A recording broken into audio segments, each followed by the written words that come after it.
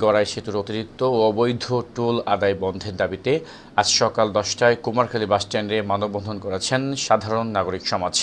ঘণ্টাব্যাপী এই মানববন্ধনে আন্দোলনকারীদের দাবি, সেতু নির্মাণ ব্যয় অনেক আগেই উঠে গেছে এবং নিয়ম অনুযায়ী সেতুটি টোল মুক্ত হওয়া উচিত। স্থানীয়রা মনে করেন, নির্মাণ ব্যয় উঠে যাওয়ার পরেও বছরের পর বছর টোল আদায় করা জনস্বার্থবিরোধী।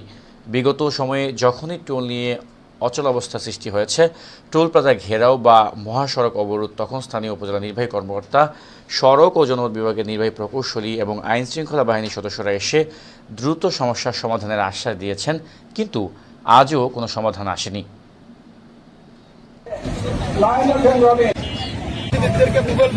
আবার নতুন করে টোলগঞ্জ চালু হচ্ছে। আমরা ইতিমধ্যে আজকে একটি প্রোগ্রাম মানববন্ধন শেষ করলাম। আপনারা জানেন আজকে বিকাল 4টায় বিক্ষোভ মিছিল আছে।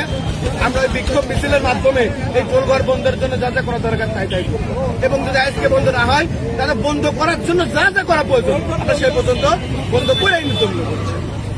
টোল আবার পুনরায় চালু করা হয়েছে। নামমাত্র একটা নোটিশ দিয়ে 4 টাকা পর্যন্ত টোল আদায় করা হবে, কিন্তু আমরা অতীতের শিক্ষা থেকে আমরা এটা বুঝতে পারছি, এটা নামমাত্র নোটিশ। আমাদের কাছে এখনো কোনো লিখিত ডকুমেন্ট সরকারের পক্ষ থেকে বা প্রতিষ্ঠানের পক্ষ থেকে দেওয়া হয়নি।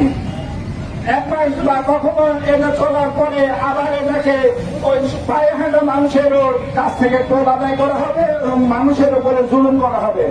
আমরা সরকার মহোদয়ের কাছে আমরা আজকের এই মানববন্ধন থেকে জানাতে চাই, জনগণের প্রত্যাশার লক্ষ্যে এই টোল অতি সত্বর বন্ধ করে এখানে জনগণের সরকারের কাছে বিনীত আবেদন করতে চাই যে অতি সত্বর এই টোল বন্ধ করে জনগণের কল্যাণে এই সেতু মুক্ত করে দেওয়া হোক। টোলটা আবার পুনরায় চালু করার যে পায়তারা এবং চালু করেছে, যেটা রাতের অন্ধকারে চালু করেছে, যেটা দিনের আলোতে চালু করার কথা ছিল, শুধুমাত্র সামান্য একটি নোটিশের বিনিময়ে, সামান্য একটি জেলা প্রশাসকের নোটিশের বিনিময়ে তারা এই টোলটি চালু করেছে।